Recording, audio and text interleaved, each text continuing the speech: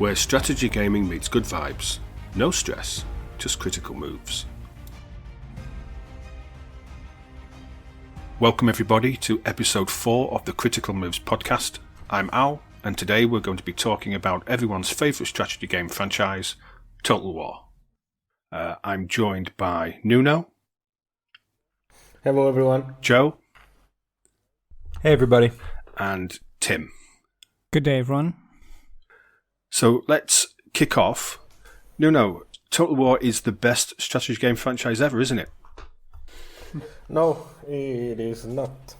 It might have been once when Rome Total War was trailblazing the RTS and grand strategy genre, but I think that ship has long sailed, and Total War now is quite a different beast.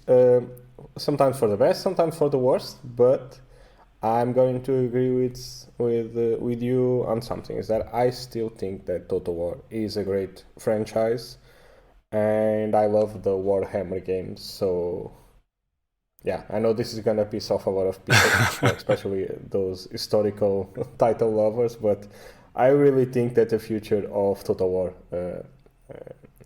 lives within the fantasy genre.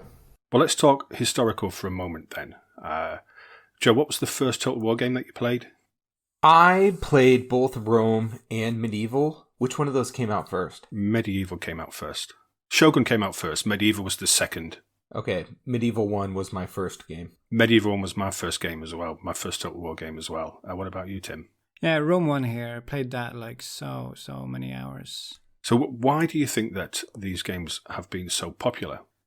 Personally, I think they're really good middle of the road. You have like the rather simplified strategy game. Like it's not like a 4X or a grand strategy game. Like it's kind of easy to get into, and then you have like the big bloody battles that have like a really cool effect. And you don't even need to be so good at it just to have fun with it. You know, you have your army, you send it over, and there's like these big bloody battles, and that's pretty cool. So like the amount of effort for how much fun you're getting is like a pretty good middle of the road, I would say. That's a good point. You don't have to be exceptionally skilled to pull off a simple hammer and anvil on some of these games. And it's really satisfying to see it work. So, great point. Medieval Total War was one of the first PC games that I really dumped a lot of time into. And it was just, I was a huge RTS player at the time it came out, massively into the Red Alert series, Command & Conquer series, Total Annihilation. And this was just something completely different, just the scale. I guess it was the game that really introduced me to the idea of grand strategy as a genre.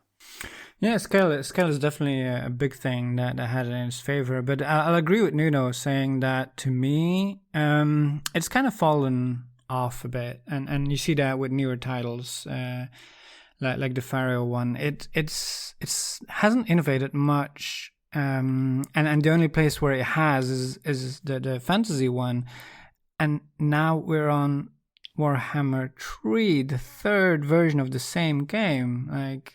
Where's the innovation here? Well, was the fantasy versions really an innovation? It's just a different setting, isn't it? Oh, okay, but I mean, there was innovation in the sense of when your experience was very different from the historical ones. You had this badass magic and huge units and everything. Okay, I see some innovation in those games in the way that they can have such a big map, so many factions, and still make it the turn times not take forever. Don't ask me to explain how that's an innovation, but in my heart, I know it to be true. I feel innovative when I see that. I think they have the Warhammer games have something that's quite interesting, which is that the factions are really different from one another. And unlike something, so maybe Rome isn't the best example, but let's take medieval for example. So medieval warfare was mostly just equal all over Europe, right? So you had a couple of differences here and there because of geographical reasons and technological advancements, but mostly similar forces would face off on the battlefield, and there wasn't a lot of exciting stuff going on, right? In total, in Warhammer, things are quite different. So, and I perfectly remember when Total War Warhammer 2 came out, that it had 4 factions, and neither of them played the same. They all had different objectives, so it wasn't just a paint the map kind of gameplay we've gotten used to see in Total War, but it was more of like you have a very concise objective and something you need to do, and each faction has their own unique skills. The unit rosters are super different from one another. Like the elves play completely different from the lizardmen. The chaos is absolutely different from something like the Empire. Some don't even have settlements, and I think Chaos is one of those factions. In Total War Warhammer 3, at which is the most recent one I've played, they don't even have settlements, I think so. You just need to be super aggressive, run down the map, make sure you're spreading as much chaos as possible. And I think this isn't necessarily an innovation kind of stuff, but I love when games do the asymmetrical factions kind of thing, because it removes the game of numbers from the equation, right? So you're no longer just, let me see how many pikemen I can stack up against that cavalry and how many archers I can stack up against that infantry. Units really don't fit those criteria, so it feels very fresh and new, and you're always facing different rosters that play massively different from one another. And I remember playing the original Rome, and I cleared a whole campaign just by doing the same square formation thingy box. So you just put like your strong troops on the front, your weaker or slightly weaker troops on a kind of 2 oblique lines on the back, and then you just have like cavalry sweeping down the flanks. So kind of a Envin and Hammer kind of tactics, and you just sweep over the map. And in Warhammer, those kind of stuff don't work all that well, because you have flying units, you have like massive artillery units that can clear out entire formations at once, you have wizards, you have a lot of magic, and I think it's very different. One counterpoint, real quick, is what I had a problem with is that it still kept the rock, paper, scissors thing. This unit has the special damage against that other unit, and just because, not because of the mechanics or something, but it's just like engraved in the rules, special damages. And I think that's a bit of a pity that you have to remember, these units are good against that kind of unit, and then like you have to like chase that a little bit. Wasn't Warhammer a bit of a risk for Creative Assembly? Because I'm sure the purists, those who are deeply ingrained in the historical games, weren't very happy when CA announced they were going fantasy. Yeah, it's a risk, but don't you think they took this risk with the idea that look at all these people we can grab with the Games Workshop fans? They know there's this huge fandom. I'm stomping on future stuff, but they're looking at a 40K game, which is probably even riskier to try to pull that off, but the fandom's so big, it's worth it. So yeah, they did risk, but I think it was a risk that had a huge upside. Yes, it did pay off, because Warhammer 2 has been the most successful Total War game ever released. So I guess the first one, people were like, let's see how this works out, really bought into it, and Warhammer 2 was CA's biggest title. I also think there's another reason there, which is that, but let's be super honest here, and I don't think the historical audience really there at the moment, because I think you have like a vocal minority of people who are always asking CA to release another historical game. But I mean, money speaks for itself, right? So you release Total War, and it's your Total War Warhammer, and if it's your best-selling game, there's an audience for Total War. That's for sure. Is it not a case of they are releasing the wrong historical titles? If you look at Thrones of Britannia was the worst selling game. You look at Pharaoh, not very well received, which is why they've done such a huge dump of future DLCs into a free update just to shore up Pharaoh and get people playing it again. They had Three Kingdoms 2. It got cancelled. It was cancelled last year, I believe. Is it a case of they're doing the wrong ones? Because every time you see something posted somewhere about the next Total War game, it's always Medieval 3 or Empire 2. Now, is it just a case of they are saying, well, to hell with you guys, this is what we want to do, rather than giving people what they want? So to me, it's a big case of not when they're releasing. I think Medieval 3, probably they would pour a lot of resources in it because it's expected that would be a big game, but even that's not really the solution about which time they're choosing or anything like that. But like, if you take Pharaoh and you change the skins and everything like that, you might as well, and you change the map a bit, you might as well just have any other of the Total War games. I mean, there's nothing in Pharaoh that I'm like, oh, I have to play this, because honestly, I think the time period is really cool time period that's really underused, and I would love to play like a really extensive, fresh game in that time period. So to me, it has nothing to do with the time period.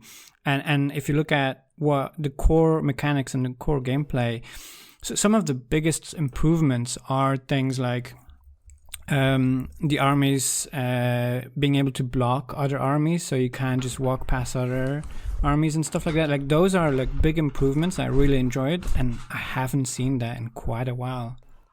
But couldn't you level that same argument at every single Total War game since Rome, I suppose, when they went from the sprite-based armies to 3D armies? Couldn't you level that same complaint that it is just a reskin? You know, we talk often about innovation in these games, and it seems that CA trot out the next Total War game without very much innovation. There might be a few different mechanics, but it doesn't innovate. It's still a turn-based game with real-time battles. Could you not just say that every single release is simply a reskin of the one before? Well, so I have something to sell you here. I had a thought about Total War that I think a lot of you are going to disagree with, and I'm fine with that. But what I would love to see with Total War was a campaign map that was not turn-based, but was real-time. So you can move your armies. All the movements keeps really slowly. So it's not like you're moving and you have to click really fast. The armies move really slowly, but everything is in real time. Buildings are constructed over time. And I think that would enable something that is really underutilized to me in Total War, and just multiplayer. Personally, I really, really love in strategy a multiplayer version where you don't have to just beat a computer, but you have to beat the mind of someone else that creates their own strategies. And I think that's super powerful in strategy games. And yeah, the turn-based thing, it doesn't lend itself to multiplayer at all whatsoever. None of the big turn-based games do well in multiplayer for obvious reasons. And so I believe that trying something like that, I don't think they will do it. I don't think it'd be really popular if people just hear me saying this, but I think it could work really well. If you agree with Tim or disagree, come and tell us. We're very interested, because I don't think that CA would go with that. I think that it would turn off too many of the hardcore Total War fans if they changed the format in such a way. Maybe not. I don't think it would happen. Oh, I don't think they'll do it, but I think it would be cool if they did. On the 7th of October of this year, CA tweeted that they have in development titles across fantasy and historical. Joe, what do you think they might be? Well, I know I've seen some talk of Warhammer 40k.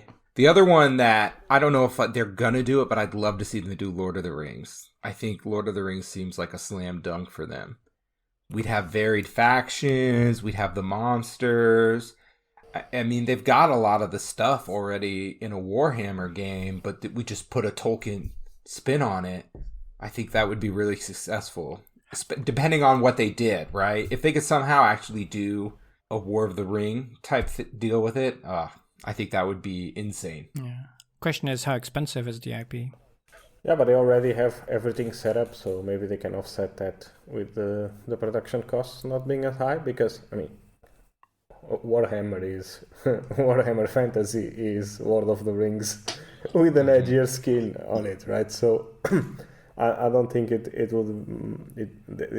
wouldn't be a lot of effort. But going back to those historical titles, so here's where I disagree with Tim when he said something about like the campaigns being real time, and I believe, and this I might be completely wrong in this, but I believe that most people love Total War because of the tactical battles and not necessarily because of the campaign map. Because the campaign map in Total War is really bad. It is. If you compare it to something like Crusaders Kings or Europa Universalis or like something Paradox related, they're really lacking. There's nothing special. There's not a lot of mechanics. It's just a contextualization of the battle that's about to happen, right? So you're just building your empire and you're painting your map, you're painting the map on your own color, and then you just go and have a spectacular battle, or they used to be spectacular. And the tactical battles used to be really great in the first couple of Total Wars, at least until Empire. They were, because the mechanics were really good. Like your unit, I remember watching a video from some guy on YouTube that explained how unit experience affected the way your troops behaved in formation. So if they were more experienced than others, and if you had a unit coming, a friendly unit that was on front of your lines, and if they were going backwards, like they would open up small gaps for them to cross through. But if they weren't as experienced, like they would get all jumbled up in one another. And I played Rome as a kid, so I have no recollection if this was actually the case or not. But it's really surprising to go back and look at how in depth and how detailed these battles used to be. Do you guys remember when History Shadow was running they were simulating battles using the Total War engine in something called Decisive Battles? Did you guys ever watch that? Oh, I did. Yeah. I think they did Attila, no? Oh, they did a lot of battles with the Rome engine. So what they did was they would put like two guys in front of each other, like two historians, and have them fight using the Total War, the Rome Total War engine, and it was really, really cool. And this was fantastic back then because you had no other competitor to Total War. So this is part of why Total War was such a massive success back then, and why people are still so livid that they're not going back to doing Rome 2 and Medieval 2. And I also think that sometimes people forget just how buggy and how bad Empire was at release. So Empire was absolutely broken. Yeah, at release it was really bad, and I heard a lot of bad things about Empire, and so I didn't play it at the time, but I think that was on release, and I think it got patched up, didn't it, Al? Empire is my favourite Total War game, so I will not hear. Of course, I will not hear a bad word said about it. Right? No. The thing with Empire is it just expanded. Now, there's 2 points here. The first one is that when you say that everybody wants the battles and they're not interested in the campaign, you're talking shit. Right? It's as simple as that. The battles. Prove me wrong. The battles can be skipped. Total War is a single-player game, predominantly a single-player game, and it is a hugely successful franchise because people want that single-player experience. The battles can be skipped, the campaign cannot. It would not be as successful as it was if people didn't enjoy the campaign phase. So I'm calling you out. You're wrong. 100% completely wrong. The wrong. campaign can be skipped. You have the custom battles. Yeah, but nobody the skirmish plays custom battles. No. Yes, they do. You have a massive online community. You need to get back in your box because you're talking complete crap now. Now the other point that I wanted to make was on the campaign map for Empire with the 3 different theaters of war. Nice. You had the Americas, you had Europe, and then you had India, and I just thought that was incredible. Such a huge world for you to be able to fight in, and it was also the first game that introduced naval battles to Total War. real-time naval battles, I thought they were out of this world, just with the amount of investment that they put into scanning the ships at the Maritime Museum so that we had realistic, real-world models. It was a brilliant, brilliant game. And other than Medieval 3, Empire 2 would be the historical game that I would like to see released next. Joe, what would you like to see historically? This is so lame of me to say, but I really wish they would just do a Rome 3. Let's get Rome 3. I didn't like Rome 2. I loved Rome 1. Let's try again with Rome 3. What did you not like about Rome 2? It was one of those games that I'd started up. You know how you start a game? Maybe it's just me. I start a game and immediately I don't like it.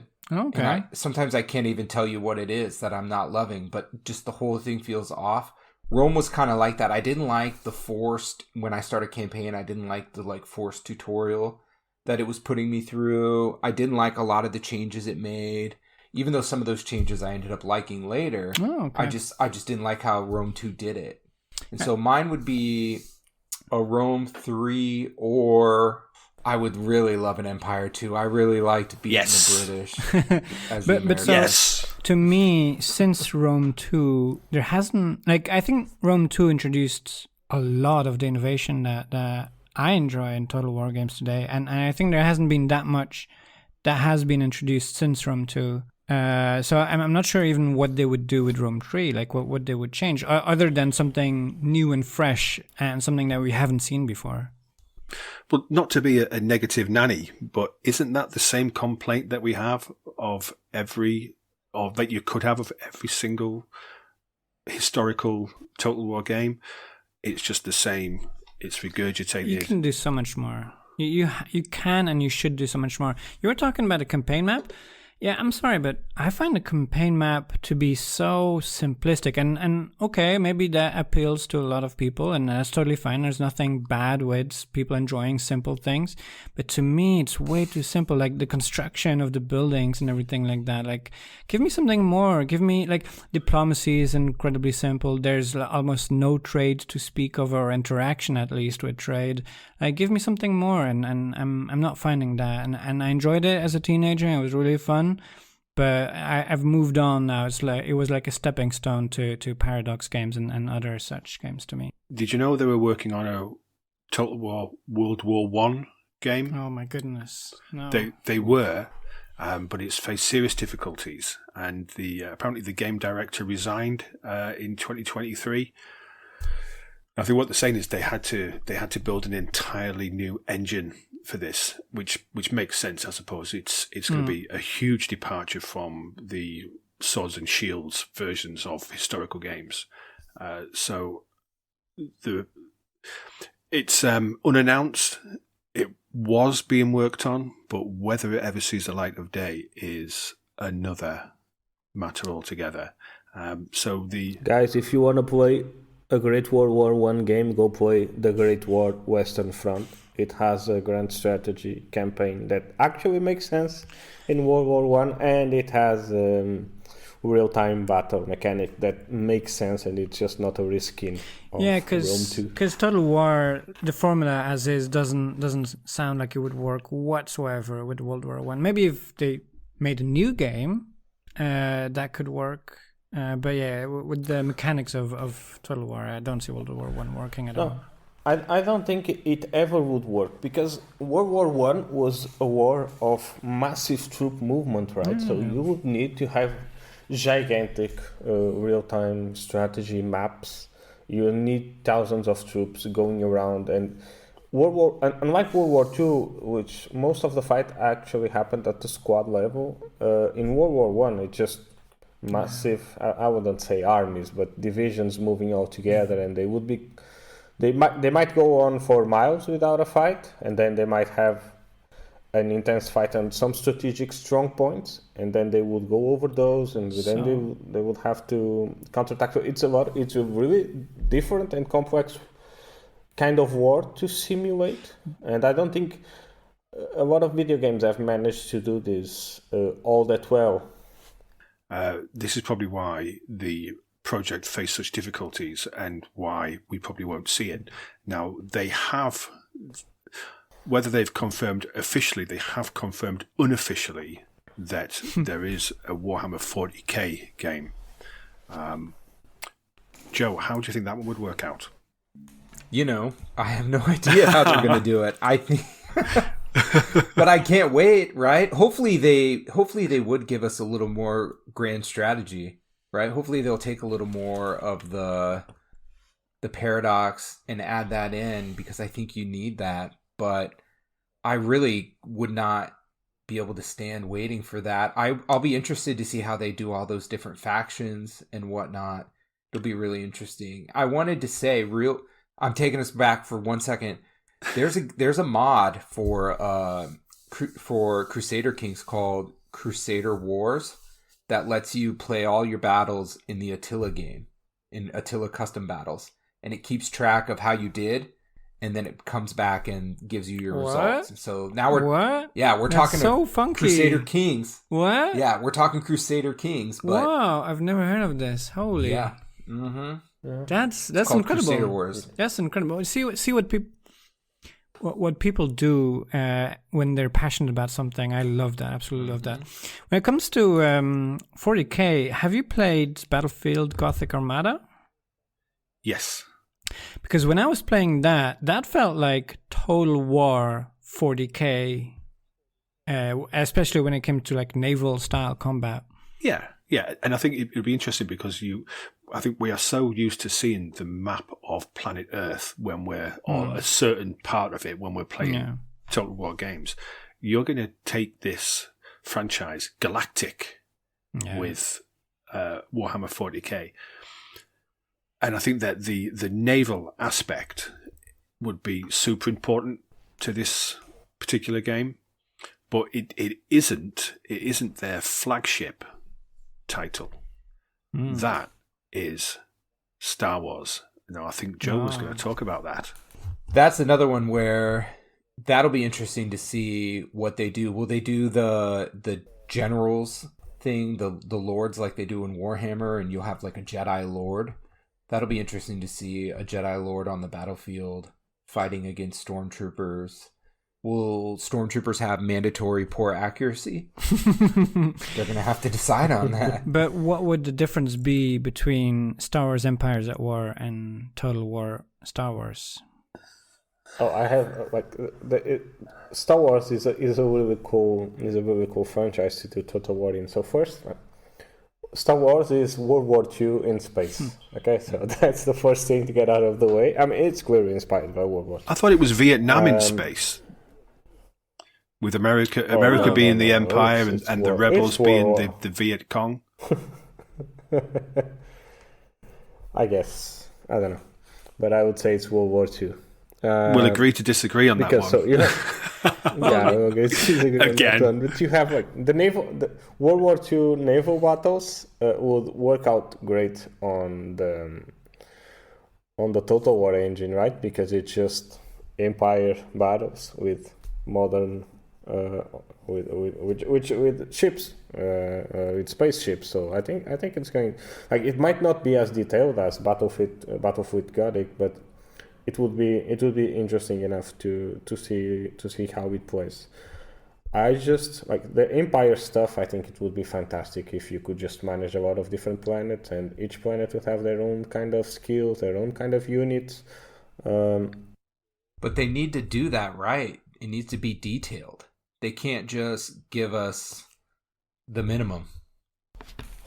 Now, as for the inline tactical battles, I'm not so sure how that would play out, because it would just feel wrong to have a bunch of stormtroopers and rebels just fighting on a line against each other with the current system. It would be like Empire, but with lasers, and it just wouldn't. Did you play Star Wars Empires at War? So with Empires at War, notice what they did there. You have your campaign map and you have your tactical battles, but did you notice how the campaign map was real time? And it was not a turn-based game, and then the multiplayer was really nice and fun. Just saying. But no, if you haven't played it, check it out, and I think it would be a good preview for what Total War Star Wars could look like. I'm sure that CA will be playing lots of Empire before they start building Star Wars Total War.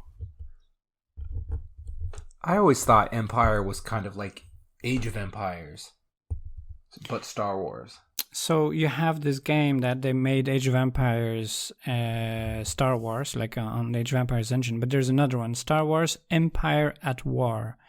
And that's like a RTS tactics hybrid where you have like the... it's very different from most other games, but you have like the galaxy, you have your planets that you manage, you make buildings, much like in Total War and everything like that. And then when two fleets collide or two armies collide, there's the tactics battle that gets engaged.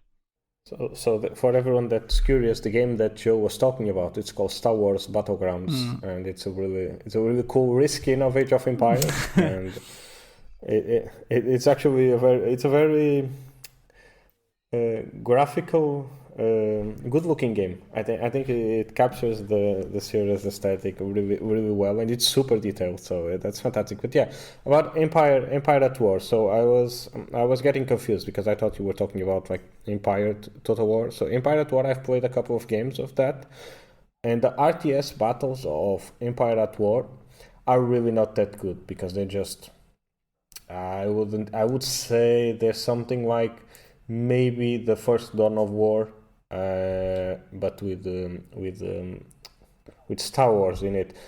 But the galactic battles and the ship battles are fantastic. Those are really, really well done. And I think that for both a 40k game or a Star Wars game, those naval battles will be crucial. They'll be really, really important because you cannot move between planets without having a naval battle.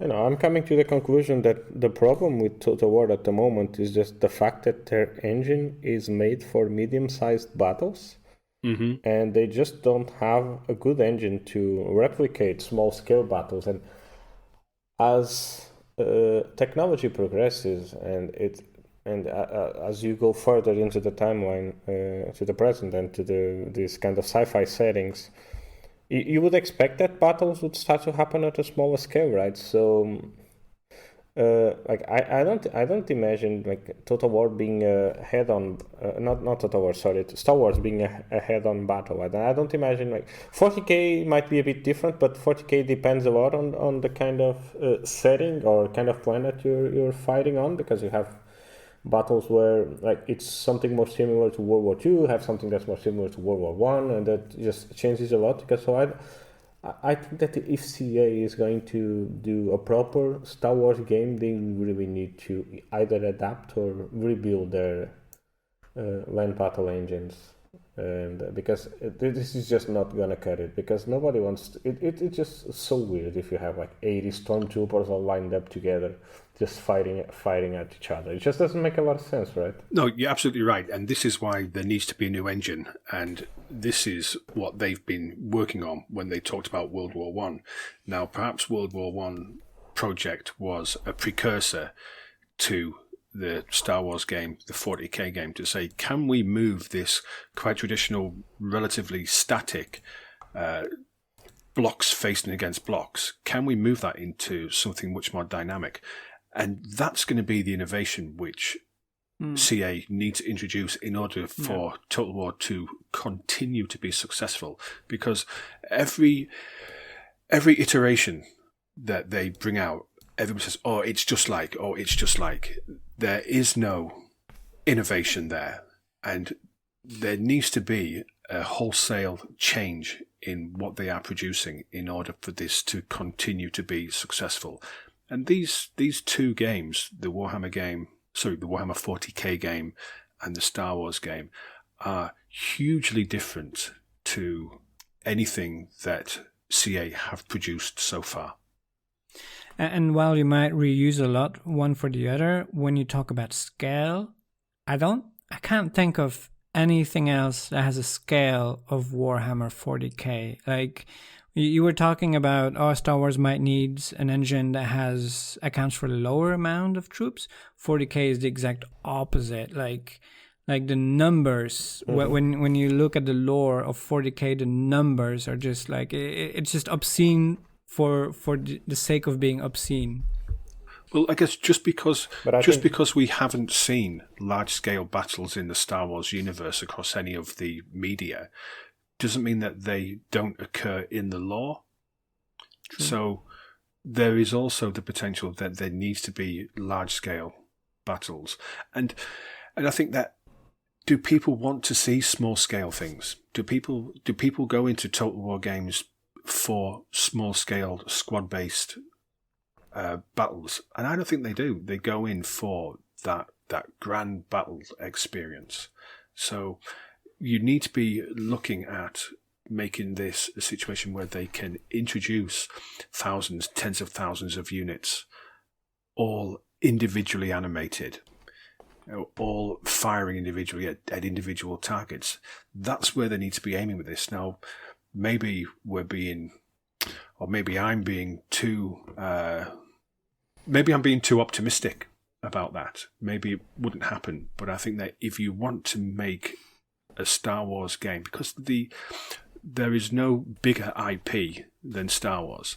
If you want to make a quality Star Wars game, you've got to do something which appeals to everybody, to all of those Star Wars fans, and at the same time satisfy your traditional hardcore Total War fans as well. And that's a difficult task to pull off. Yeah, I would say that you were right also when you said that the space battles were the most important part, and that's the thing that they're going to have to nail. And I think I would look forward the most to the space battle. As cool as the AT&T is, space battles should be the main focus, I think. Other than those franchises, what franchises would you like, or maybe historical timelines would you like to see Total War go into? For me, medieval 3 would be a big one, simply because I think medieval warfare is one of the coolest that there is, and when it comes to historical, it's warfare. We're talking about murdering people, right? But murder is cool. One thing that I feel like they missed out a lot is on siege warfare, and I would like to see more love to siege warfare, because that's a big part of medieval warfare in general, and where a lot of the coolness factor comes for me personally. And I was very unimpressed with, I think, every single Total War siege warfare, including the Warhammers. It feels like very, very underwhelming. But yeah. The only thing I can think of, and I'm not even sure how it could be done, but they've never even really tried a Victorian era Total War game. Yeah. There'd be so much more Navy in that. That would be an interesting one to see how that would work. And you would have so many different settings in that, so many different theaters of war you could have. You could, just like, I know I'm bouncing off of Paradox's game, but that could be really cool to see some of those live battles. An expanded Napoleon. I agree with him. I think the medieval time could be a fantastic time for Total War to improve on. And yes, the siege battles are probably some of the most important in the medieval era. But I have another weird time period that might be a bit more niche and might not attract a whole lot of folk, but since we're wishlisting here, I think the Renaissance period would be fantastic, because you have a period in Europe where every cavalry is being phased out from the 15th century onwards, and muskets are being introduced into the battlefield at a larger scale, right? So what you saw during the 15th and 16th century was the domination of a formation called tercios. So tercios were a mix between pikemen and musketeers, or people. I'm not sure if muskets is the correct nomenclature here, but firearms, primitive firearms, right? And this made for a very interesting time period where not every country or nation in Europe had those tercios already developed or adapted to them at all. So there's an interesting period where some things are being phased out and others are being introduced into the battlefield. And I think this is super interesting because you have like nations like the Tercio was born in Spain, like Spain that started to dominate the battlefield during the late 15th to early 16th centuries. You have the Portuguese going overseas with drastically different tactics of war than they used to have during the medieval times, right? So because you have a lot more naval action as well. And then in the medieval Europe, or the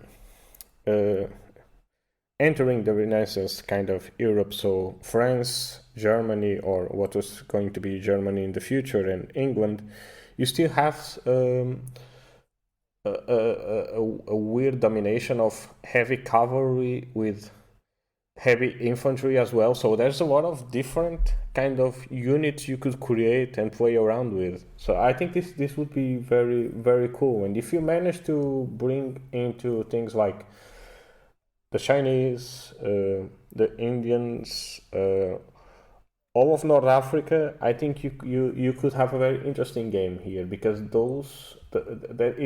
you were at the crossroads of medieval warfare. So I think the tactical battles would be really cool, and the grand strategy aspect of it. So the discovery of going and finding out. I mean, of course, this is an European perspective, right? But of going into the war and finding out things that weren't there before is something that was never explored before, and I think it would be really fantastic to see what CA could do with that. And yeah, that's my niche time period. So late 15th, early 15th century to the early 17th or late 17th century. Okay, well, thanks for that. Yeah, sorry for the history lesson, guys. I learned something.